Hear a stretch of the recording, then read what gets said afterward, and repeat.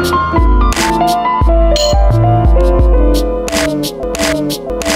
what is going on guys? In this video I've been doing a review of the Dell Venue 10 7000 tablet. With dimensions of 243.3 by 195.4 by 6.2 millimeters, it's a little bit large for its screen size, and that's because of that bar at the bottom, which houses dual front-facing speakers and of course the battery. In terms of weight, it's weighing 466 grams, which isn't unbelievably heavy, but a little bit heavy for its size. Whereas a lot of the competition nowadays with Samsung and Apple especially making their tablets a lot lighter and more compact. Despite it being just a little bit heavy, it is actually rather comfortable to hold. You do get used to the weight, it's not that bad. And another thing to consider is of course that handle, which is actually quite ergonomic when it comes to holding the tablet on its left or right side. It's actually quite steady and you do get used to it. Although keep in mind that when having the bar at the top, there's a little bit of weight inside and it does become a little top heavy. So I do recommend it if you're going to have it in landscape mode to have the bar at the bottom, which actually makes it a lot easier to hold. In terms of appearance, we have a very polished, sleek look to this tablet. Although you will know if you're familiar with Android tablets that it looks somewhat similar to Lenovo's Yoga tablets though. Generally though, it's a very nice looking device, especially considering it's catered towards business users, but overall, even if you're using it at home, it's just something cool to look at. Now the real purpose of that bar at the bottom is not only to house the battery and the dual front-facing speakers, but it's also where the additional sold separately keyboard clips on and attaches to. This of course is a sold separately device and it's a little bit expensive, but that's generally why you have that bar at the bottom of the tablet. Going over that 10.5 inch OLED display, it has a resolution of 2560 by 1600 and is approximately 288 ppi. Basically, for tech newbies, that means that the screen clarity is beyond 1080p, and I can certainly vouch for that. This is one of the best looking screens I have ever seen on a tablet. This clarity is unreal. It's just something you have to see in person. I just can't get over how great it is. Despite having an OLED display, I would have liked a bit more color pop from it, but generally the color pop is okay, just would have been nice if it was a little bit more. Moving along though, in terms of just general viewing angles, this tablet also has one of the best viewing angles I've ever seen on a smartphone or tablet. It's just that good.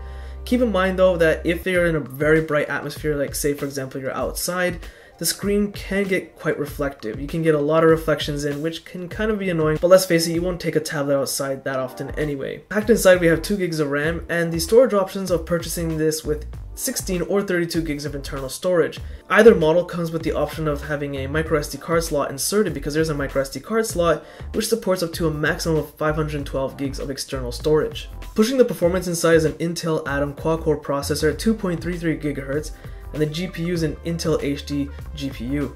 General performance is not bad, it's pretty good actually, but when it comes to going through recently opened apps, on the recently opened apps list, you'll notice that it's behind by like maybe a second or two compared to say the recently released HTC One M9 or the Galaxy S6 smartphone. It's an okay performance in terms of multitasking. But when it comes to just using one app at a time, like say for example top graphic Android games, the performance is absolutely amazing. Right now all audio and video is being captured with the front-facing 2 megapixel camera, and I didn't even go with the footage from the rear camera. It's unbelievably atrocious, it's horrible. It has an 8 megapixel main shooter at the back, but it has 2 additional sensors which is used as part of Dell's like measurement tool. I'm going to show that to you guys in just a second, which doesn't even work that well, it's horrible.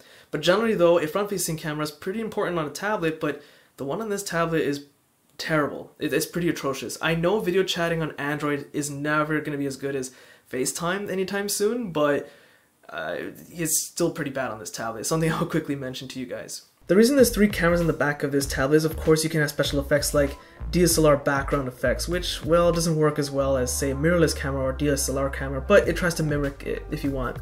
And of course, when you take a picture of certain objects within a certain foot range, you can actually try to get the measurements of them within the picture itself. I have tested this many times and I have to say that sometimes it's quite accurate, sometimes it's not. Basically put, it's a nice concept, but it's pretty much a flop. The battery is churning in at 7000 milliamps, which is an okay battery. Considering the speaker bar is where the battery is housed, I would have expected a lot better performance. The performance generally is just okay, it's just mediocre on this tablet. In terms of usage, Dell advertises that it'll last you about 7 hours, not as much as their initial 15 hours when they first announced this tablet. And I would say 7 hours of on-screen usage is more or less about accurate. Keep in mind there's no quick recharge effect. Fully charging the battery takes roughly 2.5 hours. One thing that disappoints me just a little bit is of course there's no LED notification light on the tablet itself. Generally though, in terms of connectivity, it supports Wi-Fi, which supports 802.11a, b, g, n, and AC. It has Bluetooth, but unfortunately it has no NFC chip built inside. It does also include GPS support and Miracast, which is what I'm demonstrating for you guys right now.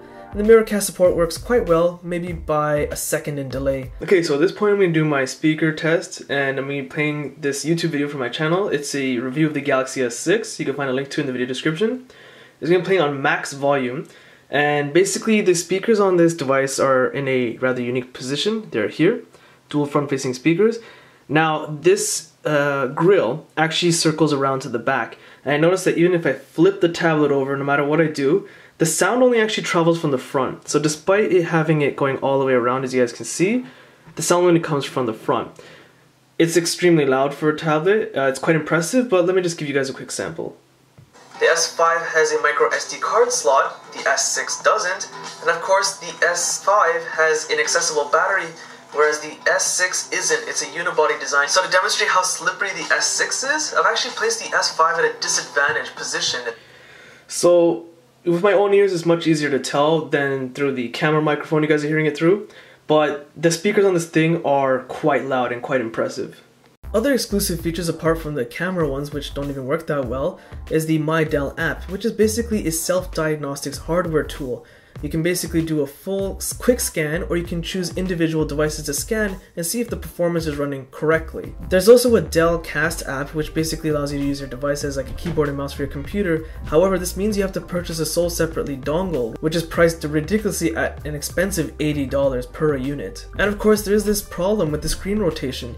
You notice that the device, when it rotated at an angle, it doesn't rotate the screen that easily. The way you can accomplish it is, of course, if you're holding the device almost at a perfect 90-degree angle, which no one really does naturally by hand. So the Dell Venue 10-7000, it isn't exactly going to be the best-selling tablet of the year because it's from Dell, and of course it has a little bit of a hefty price tag to it. Generally though, it has a pretty stock Android feel to it, and it has some exclusive Intel and Dell features that don't really work that well, but they're not intrusive, so you can kind of get past that. It's almost like stock Android. And of course, those dual front-facing speakers are not only dual front-facing speakers, and which is awesome, but they're also quite loud for a tablet. And of course, that screen, which is beyond 1080p and it's OLED, provides some amazing clarity on a tablet. The screen is fantastic on this device.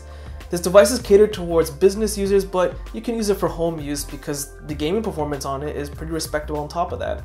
Generally though, I would have liked it if the battery performance is a little bit better. It's just okay for this tablet size, but considering you have that sidebar, which is actually quite comfortable to hold, it's quite ergonomic, you get used to it, well, that's where the battery is housed. You have that extra portion, which should have made the battery perform a little bit better. So nothing terrible, but should have been expected a little bit more. And of course, there's no LED notification light, and of course there's that weird screen rotation problem, whereas when you turn the screen, if the screen is not being held up straight flat 90 degrees, it won't rotate. Whereas people generally hold tablets at an angle, so I'm not sure if Dell didn't do enough testing or they just were in a rush to get it out for their deadline. Generally though, it's a pretty respectable tablet, one worth checking out if you're looking for a screen that's 10 inches roughly and beyond 1080p, and it's a pretty good alternative to the new Microsoft's Surface 3 tablet. Not the Surface 3 Pro, but just the Surface 3. So, well, check it out. You can find gaming demo videos, unboxing videos in the video description, as well as my Facebook, Google+, Twitter links also in the video description. Hit the like button, it does help, subscribe, and thanks for watching.